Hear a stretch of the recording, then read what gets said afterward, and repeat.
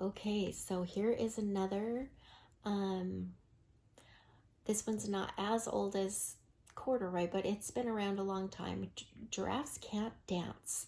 And it's written by Giles Andreae and Guy Parker-Rees did the illustrations. Gerald was a tall giraffe whose neck was long and slim, but his knees were awfully crooked and his legs were rather thin. He was very good at standing still and munching shoots off trees, but when he tried to run around, he buckled at the knees. Now, every year in Africa, they hold a jungle dance where every single animal turns up to skip and prance. And this year, when the day arrived, poor Gerald felt so sad because when it came to dancing, he was really very bad.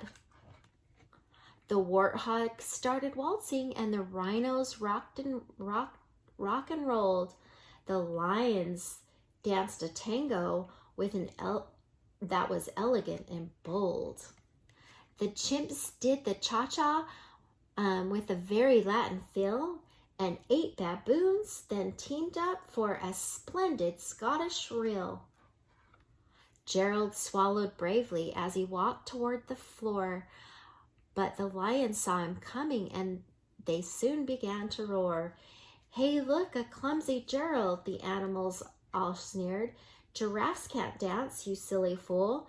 Oh, Gerald, you're so weird." Gerald simply froze up. He was rooted to the spot. "They're right," he thought. "I'm useless. Oh, I feel like such a clot." So he crept off from the dance floor and he started walking home. He never felt so sad before, so sad and so alone. Then he found a little clearing and he looked up at the sky. "The moon can be so beautiful," he whispered with a sigh. "Excuse me," coughed a cricket, who'd seen Gerald early on, "but sometimes when you're different, you just need a different song. Listen to the swaying grass and listen to the trees. To me, the sweetest music is those branches in the breeze. So imagine that lovely moon is playing just for you. Everything makes music if you really want it to." With that, the cricket smiled and he pulled up his violin. Then Gerald felt his body do the most amazing thing. His hoofs had started shuffling, making circles on the ground. His neck was gently swaying and his tail was swishing round. He threw his legs out sideways and he swung them everywhere. Then he did a backward somersault and leapt up in the air.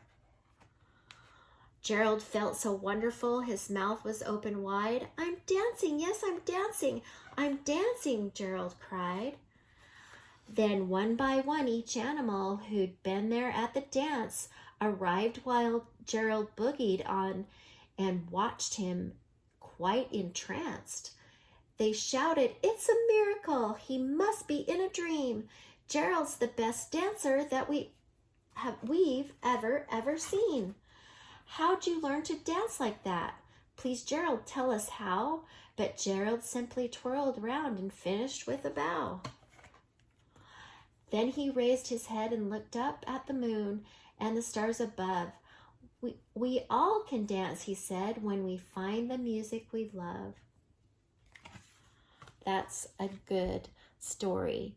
And you know what I love about it is that some other people were telling Gerald that he couldn't dance, and then he found somebody that told him he could, and when he tried, he did, and he was good at it. And so that's what I want you to remember, is that when people tell you something that you can't do, find other people that tell you you can do it, and those are the kind of people that you want to be around. And I hope that you like this book, and I hope that you will subscribe to our channel and invite your friends to come and watch too, okay?